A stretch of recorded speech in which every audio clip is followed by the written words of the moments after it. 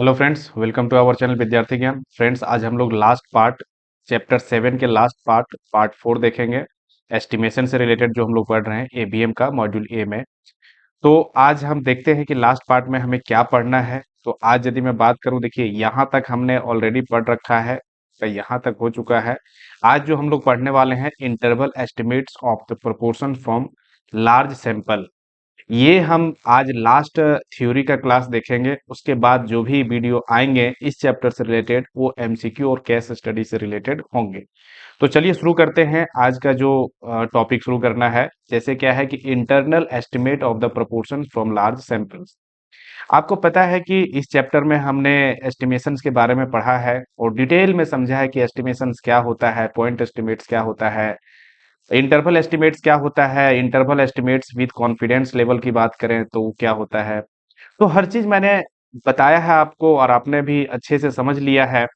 यदि आपने लास्ट के वीडियो सारे देख लिए हैं तो इस टॉपिक में भी बहुत ज्यादा प्रॉब्लम नहीं होगी। फ्रेंड्स देखिए, इसमें जो पढ़ना है कि intervals estimates of the proportions from large sample. ये तो आपको वर्ड पता ही है कि इंटरवल एस्टिमेट्स क्या होता है, कि जब हम एस्टिमेट करते हैं किसी चीज का, जैसे कि कोई भी, मैं बार बार यही एग्जांपल ले रहा हूं तो आप रिलेट कर पाएंगे कि आप जैसे बात कर रहे हैं कि आप एबीएम में 70 to 80 मार्क्स लाएंगे, ऐसा उम्मीद कर रहे हैं, ठीक है। ये किस आधार पे किया आपने, मॉक टेस्ट दे रहे हैं उसके आधार पे आपने ये डिसाइड किया, ठीक है। यदि आप निकाल के देख रहे हैं जैसा मैंने प्रोसेस बताया, तो आप पा रहे हैं कि 70 to 80 मार्क्स आप लाएंगे। और डेफिनेटली यदि आप सारे वीडियो को अच्छे से देख रहे हैं, समझ रहे हैं, प्रैक्टिस कर रहे हैं, तो डेफिनेटली आपके 70 to 80 मार्क्स आएंगे, ठीक है। तो ये 70 to 80 मार्क्स जो आने का ये जो रेंज है, ठीक है, यही कहलाता है इंटरवल एस्टिमेट जो हमने देखा है अभी तक, है ना। अब यहाँ पे क्या है, proportions from the large sample, interval estimates of the proportion from the large sample. तो अभी तक हमने लार्ज सैंपल या स्मॉल सैंपल जो भी है उसके बारे में समझा है कि इंटरवल एस्टिमेट क्या होता है, लेकिन यहाँ जो डिफरेंस है वो डिफरेंस है आपको कि बाइनोमियल डिस्ट्रीब्यूशंस के आधार पे देखना है, ठीक है। बाइनोमियल डिस्ट्रीब्यूशंस ये क्या होता है, समझिए।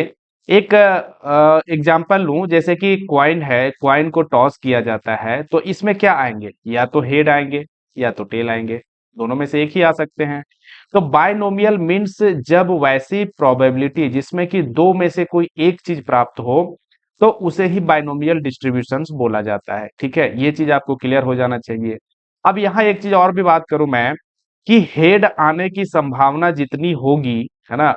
आपको ये पता है ना कि प्रोबेबिलिटी, क्योंकि अभी प्रोबेबिलिटी चैप्टर हमने नहीं पढ़ाया है, 6 चैप्टर जो है, इसलिए नहीं पढ़ाया है क्योंकि जो इंपॉर्टेंट चैप्टर्स हैं, ऐसे तो इंपॉर्टेंट चैप्टर वो भी है, लेकिन इसलिए मैंने स्किप किया फिलहाल, क्योंकि आपने वो पढ़ रखा है, 10th क्लास में पढ़ रखा है। तो मैं सोच रहा हूँ कि बाकी के चैप्टर्स पहले कंप्लीट कर लूं, फिर उसको मैं कंप्लीट करवाऊं, क्योंकि यदि नहीं भी करवा पाता हूं कंप्लीट तो आप कुछ उसमें करके ही आएंगे, ठीक है। इसलिए मैंने अभी फिलहाल उसको नहीं किया है, लेकिन वो भी चैप्टर पढ़ाए जाएंगे, वैसी कोई बात नहीं है।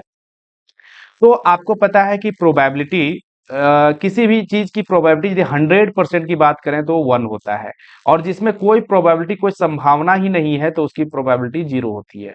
इसका मतलब है कि 1 to 0 ना, यहां से यहां तक ही प्रोबेबिलिटी किसी चीज की होती है। तो कोई यहाँ यदि मैं बात करूं इस क्वाइंस की, ये क्वाइन यदि इसमें हेड आने की संभावना मान लीजिए कि 1 है, 1 है हेड आने की संभावना, इसका मतलब है कि 100% किसकी संभावना है, हेड आने की। तो यहाँ टेल आने की संभावना कितनी हो जाएगी, 0 हो जाएगी। इसका मतलब है कि जब किसी भी चीज का दो में से, बाइनोमियल हम लोग पढ़ रहे हैं, बाइनोमियल डिस्ट्रीब्यूशन, इसमें से वैसी प्रोबेबिलिटी की बात कर रहे हैं जहां दो ही ऑप्शंस आपके हैं, उसमें से एक ऑप्शन यदि आपका आता है तो दूसरा ऑप्शन उसके ऑपोजिट होते हैं। मीन हो गया कि यदि यहाँ हेड आने की संभावना आपका 1 है, तो टेल आने की संभावना 1 - 1 = 0 होगा। इसका मतलब हो गया कि यदि मैं बात करूं किसी चीज की संभावना आने होने की P है, तो ना होने की संभावना 1 - P होगा। कहने मतलब कि आपके एग्जाम्स में पास होने की संभावना मानते हैं कि P है, P मीन्स आप सक्सेस कर रहे हैं, सक्सेस करने की संभावना P है, तो सक्सेस ना करने की संभावना 1 - P होगा। ठीक है, 1 माइनस पी होगा। मीन्स जो संभावना सक्सेस की है उसमें से हम यदि माइनस कर देते हैं जो सक्सेस ना होने की संभावना, वही जो संभावना पी सॉरी जो सक्सेस होने की संभावना है उसे ही यदि हम 1 में माइनस कर देते हैं तो वो हमारा सक्सेस ना होने की संभावना होती है। जैसे आप 90% मान लीजिए कि सक्सेस होने की संभावना आपकी है, तो 100 माइनस 90 इज इक्वल टू आपका 10 जो है वो पास ना होने मतलब फेल होने की संभावना है। अब ये तो परसेंटेज में लिया, इसको यदि आप ऐसे करें कि 0.9% आपकी संभावना है पास होने की, इसका मतलब 1 माइनस 0.9 इज इक्वल टू 0.1% संभावना है फेल होने की। ठीक है, तो यहाँ क्या समझ आ रहा है कि यदि एक चीज की संभावना जितनी है उसमें से 1 में से उसको माइनस करें तो उसके ऑपोजिट हमें प्राप्त होता है वैल्यू। ठीक है, तो ये बाइनोमियल डिस्ट्रीब्यूशन आपने समझ लिया। एक चीज और यहाँ समझिए कि बाइनोमियल डिस्ट्रीब्यूशंस में जब भी होता है आप ट्रायल्स लेते हैं, इसमें जो लिए जाते हैं जैसे सैंपल हम लोग नॉर्मली लेते हैं, सैंपल कब लेते हैं जब पॉपुलेशन की बात करते हैं, तो वहां से जैसे फाइंड आउट किया जाता है, जैसे ये आपका पॉपुलेशन है, यहां से जो आप निकालते हैं ये आपका क्या कहलाता है, सैंपल्स कहलाता है। लेकिन वही चीज यदि आप बाइनोमियल डिस्ट्रीब्यूशन की बात करें तो उसमें ट्रायल्स कहलाता है। क्या कहलाता है, ट्रायल्स कहलाता है। ठीक है, तो ट्रायल्स में आप यदि कम से कम 5 ट्रायल्स को लेते हैं, मीन्स आप 5 बार उस चीज को जो भी दिया गया है उसको 5 बार आप यूज करते हैं, आगे हम लोग एग्जांपल से समझेंगे। तो यदि 5 टाइम्स इसे आप यूज कर रहे हैं तो इसका जो डिस्ट्रीब्यूशन होता है वो नॉर्मल डिस्ट्रीब्यूशन होता है। अब नॉर्मल डिस्ट्रीब्यूशन हम लोग तो सेकेंड चैप्टर में अच्छे से समझे हैं। नॉर्मल डिस्ट्रीब्यूशन क्या होता है, एक बेल कर्व बनता है जहां पे जो आपने निकाला है उसका, उस सारे ट्रायल्स का जब आप डिस्ट्रीब्यूशन ऐसे करते हैं तो वो डिस्ट्रीब्यूशन आपका कुछ इस प्रकार से प्राप्त होता है। मीन्स जो भी वैल्यू होता है वो वैल्यू यदि यहां से यहां बात करें यहां तक है तो वो वैल्यू सारा इसके बीच में लाई करते हैं। ठीक है, और जो आपका पॉपुलेशन की बात करें तो उसका यदि मीन यहाँ पे है तो 50% पार्ट आपका इधर होता है, 50% पार्ट इधर होता है। ये तो आप अच्छे से समझ रहे हैं क्योंकि सेकेंड चैप्टर में हमने अच्छे ढंग से बताया है इसको। ठीक है, तो ज्यादा इस पे नहीं जाएंगे, क्वेश्चंस हम देखेंगे वहां से आपको समझ आएगा। लेकिन ये मैंने बता दिया कि यदि कम से कम 5 ट्रायल्स को आप लेते हैं तो आपका नॉर्मल डिस्ट्रीब्यूशन होता है, और फिर सेंट्रल लिमिट थ्योरम को हम लोग यूज कर सकते हैं फ्रेंड्स। ठीक है, यहां समझिए कि जिस प्रकार से आप मीन निकालते हैं किसी चीज का, मीन कैसे निकालते हैं, तो मीन निकालने का जो फॉर्मूला होता है वो क्या होता है कि sigma x divided by n. अब यहाँ एन क्या है, नंबर ऑफ ऑब्जर्वेशन, और सिग्मा एक्स क्या है कि टोटल ऑब्जर्वेशन का सम। ये होता है मीन निकालने का फॉर्मूला। लेकिन बाइनोमियल डिस्ट्रीब्यूशंस की यदि मैं बात करूं तो बाइनोमियल डिस्ट्रीब्यूशंस में मीन निकालने का फॉर्मूला ये होता है आपका, ये थोड़ा सा डिफरेंस है, आप यहाँ पे याद रखिएगा। ठीक है, तो मीन कैसे निकलता है, एन इंटू पी। अब यहाँ पी क्या है, पी आपका है सक्सेस रेट। सक्सेस रेट क्या है कि जब भी ट्रायल्स किया जाता है किसी चीज का, है ना, जो भी आपके सैंपल्स दिए रहेंगे, मीन्स यहाँ पे ट्रायल को नाम देंगे हम लोग। तो जब जैसे कॉइन की बात करें तो ट्रायल किया जाता है, जब कॉइन को उछाला जाता है तो हेड टेल आने की जो संभावना होती है, तो जो एक को हमने मान लिया पी, पी मीन्स हो गया कि सपोज हेड आने की संभावना इतना है, तो इसे हम मान लेते हैं कि सक्सेस होने की संभावना, जो भी आप वर्ड दे सकते हैं जिस प्रकार का एग्जाम्पल्स रहेगा आपका। तो जैसे यहां मैंने कह दिया कि if P is the probability of success, मानते हैं कि सक्सेस की जो प्रोबेबिलिटी है, संभावना है आने की, वो पी है, तो फिर 1 minus P is probability of failure. जैसे अभी मैंने बताया कि जब सक्सेस की जितनी संभावना होगी उसमें 1 में से माइनस कर देंगे तो हमारा ऑपोजिट अर्थात फेल होने की संभावना निकल जाता है। ठीक है, तो यहाँ पे बाइनोमियल में वही हम सक्सेस को देखेंगे और फेल्यूर को देखेंगे। तो मान लीजिए पी आपका सक्सेस है और एन आपका नंबर ऑफ ट्रायल्स है, तो मीन इस तरह से निकल जाएगा आपका एन इंटू पी। ठीक है, यहां तक कोई प्रॉब्लम नहीं है। यदि इसमें प्रॉब्लम नहीं है तो आप समझिए कि यदि आप स्टैंडर्ड डेविएशंस निकालना चाहते हैं तो स्टैंडर्ड डेविएशंस ऐसे, तो यदि स्टैंडर्ड डेविएशंस निकालना होता है तो क्या होता है, स्टैंडर्ड डेविएशन ऑफ पॉपुलेशन जब आप निकालते हैं तो उसका क्या फॉर्मूला होता है कि sigma x minus x bar का whole square divided by n का अंडर रूट ले लेते हैं। यही होता है, किसका होता है, स्टैंडर्ड डेविएशन का फॉर्मूला होता है। ठीक है, लेकिन यहां फॉर्मूला डिफरेंस थोड़ा सा हो जाएगा जब बाइनोमियल्स की बात करेंगे आप, बाइनोमियल डिस्ट्रीब्यूशंस में, तो हो जाएगा standard deviation is equal to n into p into q. N क्या है, नंबर ऑफ ट्रायल्स है, पी आपका सक्सेस रेट है और क्यू आपका फेल्यूर रेट है। ठीक है, ये समझ आ गया। ये समझ आ गया तो ये भी आपको समझ में आ जाएगा। यहां देखिए स्टैंडर्ड एरर है, ये क्या है, स्टैंडर्ड एरर का फॉर्मूला है। ठीक है, स्टैंडर्ड एरर का, तो standard error of the population जब आप इसमें निकालेंगे तो P into q divided by n, n यहाँ टोटल में डिवाइड है, तो इस तरह से आपका स्टैंडर्ड एरर का फॉर्मूला होता है। नॉर्मली यदि बात करूं तो उसमें स्टैंडर्ड एरर का फॉर्मूला क्या होता है, तो स्टैंडर्ड एरर का फॉर्मूला होता है sigma means standard deviation divided by under root n. ये होता है स्टैंडर्ड एरर का फॉर्मूला, किसमें, जब बाइनोमियल डिस्ट्रीब्यूशन नहीं होता है उस केस में। लेकिन बाइनोमियल डिस्ट्रीब्यूशन के केस में आपका ये फॉर्मूला होता है।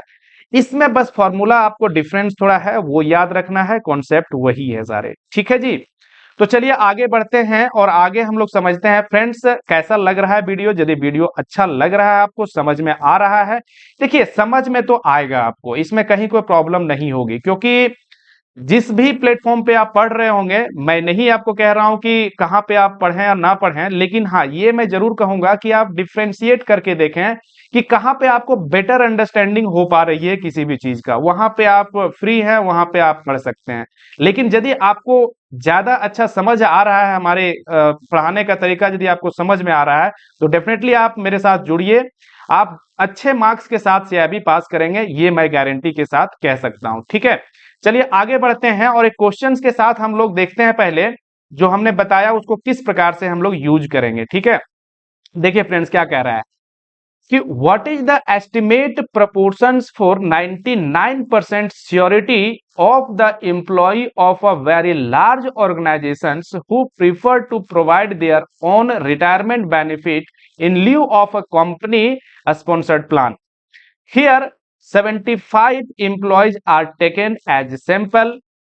0.40 employee of the sample are interested in providing their own retirement plans.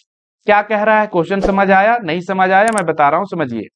कह रहा है कि एक ऑर्गेनाइजेशन है, उस ऑर्गेनाइजेशन में जितने भी एम्प्लॉई हैं, ठीक है, उसमें से जीरो, यदि ये मतलब देखा जा रहा है कि कितने एम्प्लॉय हैं जो खुद का रिटायरमेंट प्लान को ज्यादा प्रिफर्ड कर रहे हैं कि कंपनी के जो रिटायरमेंट प्लान है उसकी अपेक्षा। ठीक है, तो उसमें से देखा गया कि अब सारे एम्प्लॉय से तो नहीं उस तरह से पूछा जा रहा है, यहां पे सिर्फ 75 एम्प्लॉय को एज अ सैंपल लिया है उन्होंने।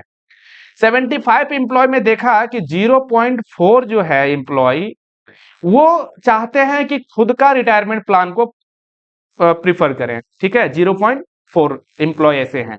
ठीक है, 0.4 इसका कह सकते हैं कि 40% एम्प्लॉय, किसमें से, जब 75 एम्प्लॉय को एज अ सैंपल लिया गया।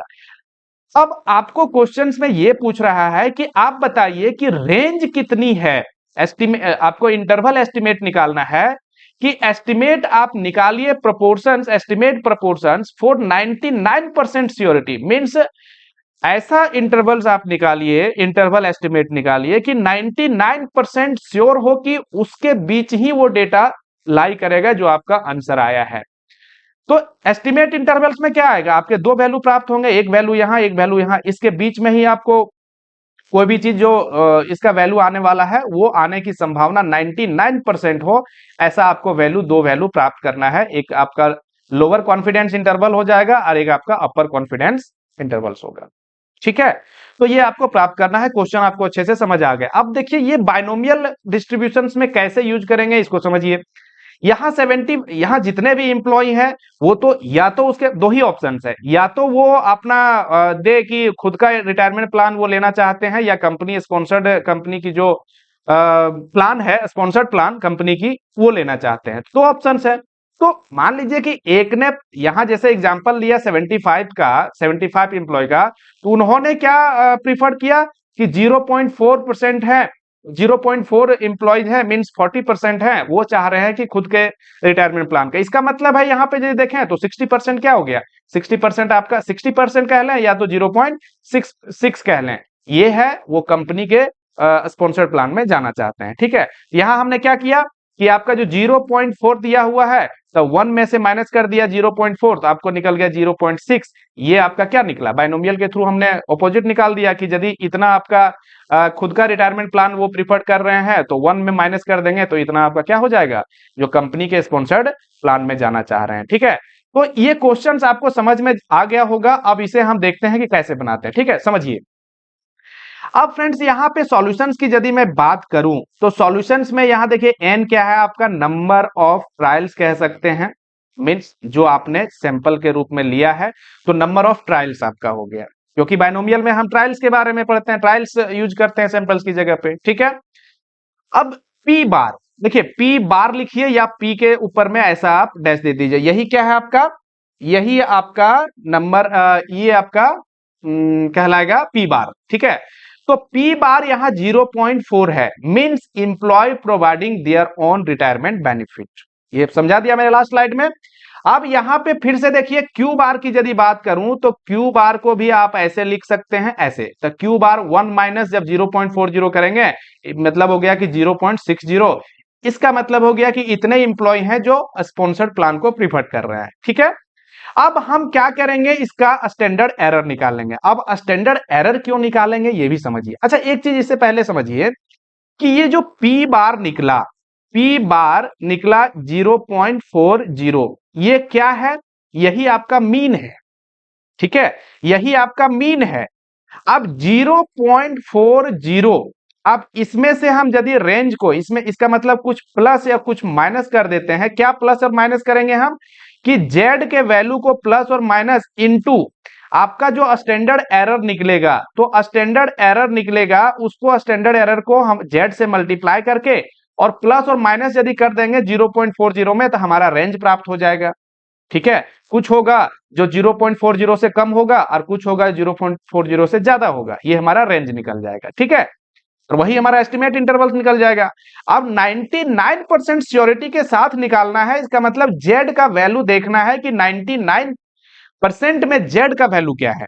अब यहां क्या क्या चाहिए, मीन तो हमारा निकल गया है, क्योंकि किसी भी एस्टिमेट इंटरवल्स को निकाल, लास्ट के वीडियो जाकर के देखिए, समझ नहीं आ रहा है तो किसी भी एस्टिमेट इंटरवल्स को निकालने के लिए सबसे पहले हमें क्या निकालना पड़ता है, मीन निकालना पड़ता है। जो भी डेटा दिया है उसका मीन निकालना है।